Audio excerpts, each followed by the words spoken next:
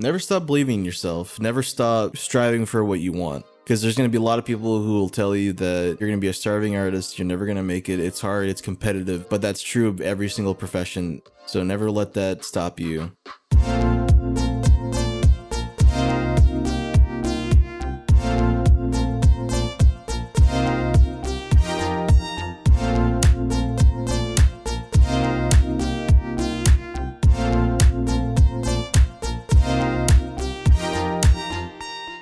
Hello everyone, this is Very Interesting People, an interview-style podcast where we sit down with talented independent creators to talk about their craft, share some stories, and inspire you to get out there and create something yourself. I'm your host, the one and only Kiefer Campney, and with me today is my good pal Andy, or as he is known online, Mr. Mossy. Hello, hi, hello, it's me. So Andy, for the people that don't already know who you are, maybe tell us a little bit about yourself, what you do, what you're known for. Well, my name is Andy, also known as OfficialMossy, as my good pal here said. I am an artist and content creator. I do a lot of character designs, a lot of pinups and illustrations, a lot of fan art, and I used to be into video editing as well. I used to make my own Let's Plays, but I'm still doing that on another channel called Neon Carnival. And so it's pretty good. And who else is on Neon Carnival with you? My good pal Keith is interviewing me right now. Oh my god, that's crazy. Wow, that's wild. All right, well, let's go to the very beginning. All right. Back when you're just a little baby. Little baby boy. What got you into art? How'd you start? Funny enough, I actually started off wanting to draw because of Sonic the Hedgehog. Wow, okay. Yeah, I thought Sonic the Hedgehog was like the coolest design. I thought he was awesome. So I'd always like watch the cartoons. I'd watch Sonic X. It wasn't my favorite show. It definitely wasn't. It was funny. It was okay. But I always thought Sonic was a really cool design, so I'd always make my own Sonic OCs, my own Sonic characters. I'd be into the Sonic character creations like on Newgrounds and stuff, and that kind of was what got me into drawing. And then I kind of moved on to other things.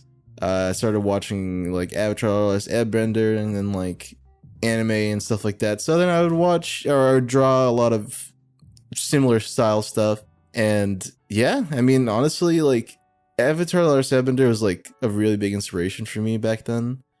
Sonic the Hedgehog still kind of is, despite how low he's fallen, or how high he's you know, how high he's gotten, whatever your perspective is. Yeah, I used to get teased for all my Sonic characters. Did you have like a little notebook full of Sonic characters hanging around? I did. Yes, I was. I don't know if the states go by the same grade system. Because when I was in grade like 3 or grade 3 or 4, I'd have like a big notebook and it would be full of like little Sonic characters and like Sonic drawings. And sometimes I would like look at a drawing of Sonic and I would sketch it out. Did people ask you to make Sonic OCs for them back then? Or is that a little ahead of its time? A little ahead of its time. People weren't into that sort of thing. All right. But then yeah, I just kind of gradually moved on to different art styles, and that's kind of just where it went from there. So you started with traditional art mostly? Yes, I did start with traditional art. So what? Now you're a digital artist online. Yeah. You work with a Cintiq. Very nice. Mm-hmm. Very nice. When did you transition, expensive. And why did you choose to transition? Because I know a lot of people do it out of necessity. Some do it because it's easier. Why'd you switch? I guess for me it was out of necessity, since I started getting into YouTube. I started having my own YouTube channel, and I had an Intuos to start off with, just to kind of make some thumbnails and do some art for some people. That's how I met a lot of other content creators, some of which I am not talking to anymore. You don't have to talk about that though. But yeah, I would I had started off with an Intuos, and then I would kind of gradually save up the money to upgrade. And then I started getting used to a Cintiq or digital art rather than traditional art, which I've been doing mainly my whole life. So it's just kind of, it's also easier as well. The only thing is that it's usually like Cintiq 13 HD. It's obviously a small tablet, so there's not much wiggle room. You can't really mount it on anything, so it can be a little uncomfortable. But you make do, and yeah, I mean, it was tough to transition at first. The Intuos was definitely something to get used to. And so was the Cintiq. A touchpad, right? There's no screen on the Intuos tablets. It's just like basically like a laptop trackpad with a pen. Yeah. My first Intuos was the price of an iPod, which was $200 when I first got it. Wow. It's real dated yourself there. iPod. I really fucking iPod, guys. You remember that one? I'm more of a Zune guy myself, personally, but that's besides the point. So when you switched to digital, you feel like it changed your art style at all? Did it, change how you approach drawing and character creation? Oh yeah, because when it comes to like, if you make a mistake on traditional, it's hard to erase the mistake like completely, because you can, like, if you press too hard. I have a pretty strong grip, and which is something I'm trying to fix, because I don't know why, like, I always grab the pencil or pen too hard, so I'm trying to fix that. But you'd always like, if you do it traditionally, you'd always see the graphite or the lead. I don't know if it's graphite or lead, I forgot, but you'd always see the marks underneath, like when you erased it, as opposed to digital, where you can fix the mistakes pretty easily and no one can notice. Nobody would notice. It's definitely easier, and traditional is also something really relaxing though, because it's more physical, right? It's more personal. There's no fucking latency or input lag or whatever. It's just you and your creativity, and with a pencil and paper, and there's something still really beautiful about that. So every now and then I'll move away from my Cintiq and I'll just draw in my sketchbook, or I'll write something down, or I'll doodle something, that isn't just art related, or like nothing job related with what I'm doing. Mm-hmm. Yeah, it's nice. Yeah, nice. That sounded very heartfelt. That was like a little inspirational quote. So going back to your art style, and way back when you got started with art, with like Avatar: Last Airbender, Sonic, is there any particular artist, show, movie, comic book, just drawing in general, that inspired your style that you have today? Or has it just kind of been a process over time as you ingest tons and tons and tons of content? I'd say that, yeah. I'd say definitely over time, ingesting like just a big melting pot full of art, just soaking it all in, just seeing how people draw certain things. But I will say, one thing that has really shaped my art, or like pushed it in a certain direction at this point now, was probably Hunter x Hunter, mm-hmm. or Hunter x Hunter, however you want to pronounce it. Some people are, get upset about that, but anyways. That show is one of my all-time, or if not my all-time favorite anime shows. It is actually, just without a doubt. And the art style is, at least from Madhouse's style, really pushed the style toward, like, I really kind of formed my own style because of them. And that show's been going on I went on for 3 years, from 2011 to 2014, and I'm still watching the show today. I watched it twice in a row. I shouldn't. I mean, I don't know why I did, but I definitely did. I watched it with 2 different groups of friends, because I just love the show so much. So I just kind of went along with that, and the show's still amazing. But besides Hunter x Hunter, I kind of just took other artists in, like Don and Colo and all those different artists. Those are 2 very specific people, but there's also other artists out there that inspired me in my style today. So specific artists. Do you have a particular favorite artist of all time, or like an artist that you aspire to work with or meet or surpass or something like that? Just like an idol, a drawing idol. Well, I want to surpass everybody. There's no particular person that I want to surpass. It's just sort of an art empire. Beat everybody. Yeah. Well, I don't like being competitive, but I always want my art to get better, but I never really want to surpass anybody, but I guess like there's no one in particular, but I still have that competitive drive in me, so part of me always does want to surpass everybody. And yeah, I mean, like, I don't really have an all-time favorite artist. I mean, I just love art in general. Like, I like soaking it all in. Do you ever like pay attention to particular artists, like mangakas or like anime directors, any like people like that? Do you ever pay attention to those kind of creators, or is it mostly just like social media? You just see something on your timeline, and you're like, that's good. Yeah, just social media. I don't really pay attention to anyone in particular from any industry or anywhere in particular. Just kind of like soaking it all in. Like if I see an art style and I like it, I will try to ingest as much of it as I can and try to indoctrinate some aspects of their work into mine. Obviously without stealing anything, but yeah, that's pretty much how I do things. All right. So let's get a little hypothetical for a second here. You wake up, you're going to draw. What's your process? Right. How do you go from the I got an idea to posting it wherever? What's that process like? First off, I'd wake up like 6 p.m. 6 p.m. in the evening. I get up and then I turn on my computer. I turn on my air conditioning. I sit down. I kick my feet up, and then I sit there for 10 hours. That's just a joke. I mean, I wish I could do that.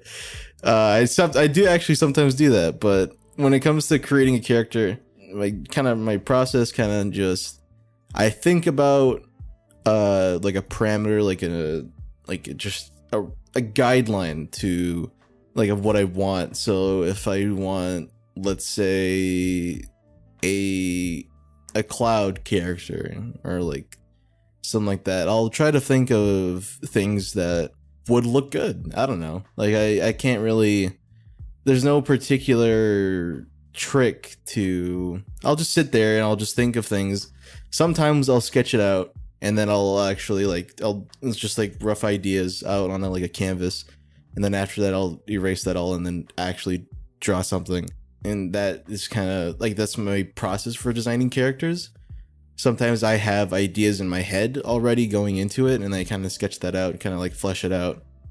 Sometimes I'll have it, like if I'm not close to my Cintiq or my computer at all, I'll have my sketchbook and I'll just try to draw ideas out, or at least write it down. So whenever I decide to draw it, I'll have the guidelines that I've set previously. And that's pretty much how I go about designing any character that I've ever made. And sometimes I take inspiration from other works as well, take bits and pieces of here and there of just other designs. Nice. And so after you've designed your character, do you ever flesh out their backstory, or do you ever write for them, or do you just kind of leave it just at the character design, let other people make their own story for them? Well, at this point, I don't have any story to tell for any of them. I haven't written anything about them. Maybe just some quick personality quirks. Nothing really like a backstory. And I usually let people picture how they are. It's not like it's not that I just don't have any plans to write in for any of the characters. I'm happy that people, kind of put their own little thing on it. So, I mean, that's something that's positive, in my opinion. Speaking of like talking about, you don't have any plans to write for your characters, but do you have any plans for your art in the future? Is there something you want to end up doing, making a career in like animation or, tons of stuff? Tell me a little bit about the plans for Mossy. There's a lot I want to do. For OfficialMossy on twitter.com. For OfficialMossy. I definitely want to create like a big story. I'm definitely not a writer. So I would have the help of my partner, who is very skilled at writing. They've written a couple stories before and they're all really good. So I'd have to ask for the help when it comes to writing, but I would want to make a graphic novel and hopefully eventually a mini series maybe on YouTube, maybe have that lead into something else that's bigger, that's not sort of like a pilot. Maybe eventually like a full-on show, like maybe on YouTube or on Netflix. And who knows, maybe a movie one day, but definitely along those lines. I have an idea for a story already. I have the rough guideline kind of there already, but I'm kind of in the process of just working, trying to save up money and doing all like just kind of setting myself up. So when I do have time to flesh that out, I won't be in the streets, I won't be dead. So That'll Very valid. very valid, right? I think that's kind of where I'm at right now. I'm very excited to continue working on my art. Hopefully, it all works out, and then I can actually create that graphic novel, create that show, maybe make some more stuff. Kind of just expand. I want to leave something in this world. For the future, for people, for everyone. Hopefully, I can make it free. That would be great. I just want to share that story with people. I mean, you already have left something behind. You have all your Sonic characters that you designed. My Sonic characters, you're goddamn right. So you said you're working, saving up money. So you work currently as just a freelance artist. Yes. What's that experience been like? Is it something that you ever thought you'd be doing when you were, just starting to draw? And like, how's it changed your perception of being a full-time artist? Seeing, people doing art for a living, you're like, well, I want to do that. Or is it something that you're loving, or is it something that you're kind of indifferent to? Well, working as a full-time freelance artist is definitely not perfect. It's definitely it definitely has its ups and downs. Mm-hmm. There are times where you're dealing with a client and it can get really disheartening. Mm-hmm. And sometimes that doesn't make you want to draw anymore. You lose the motivation, you lose the drive. And there are going to be times like that when you're working as a freelance full-time artist. It's never something I wanted to do. Obviously it was always I always wanted to just draw and be an artist. So it was never I want to be a full-time freelance artist. I guess for the longest time, I've always wanted to be a content creator, making things for people in some facet, in some way, to show or to just show off my work, or to hopefully get someone to notice, I don't know. Basically, I want to make people laugh and happy. Right now, I'm kind of doing art, and I love it. I do love it. But there are other bigger things I want to do in the future. Freelance art, because I'm in the process of doing a lot of commissions. So it can get kind of hard because it's not exactly doing what I want to do. But I'm still drawing. And sometimes it can feel like a job. That's just how it is. But at the end of the day, I'm still doing what I love. It's still a passion. I still love getting up and still, getting back into it. I like making people happy by drawing their designs or whatever they ask me to. So there's still a level of fulfillment there for that as well. But again, it can get difficult, because it's being creative all the time, 24/7 can be draining. And I forget often to kind of disconnect and unwind. So at this point, I am now trying to get some more exercise in, kind of just restart, and then come back into it. So, having been an artist for, quite a few years, you're in your 20s now, early 20s, as am I. You've had some life experience. Mm-hmm. For those people just getting into art, or maybe some of those people that have already been into it for a while that are still trying to, up their game, what advice do you have for them that you wish someone gave to you when you were first starting out? Never stop believing in yourself. Never stop striving for what you want.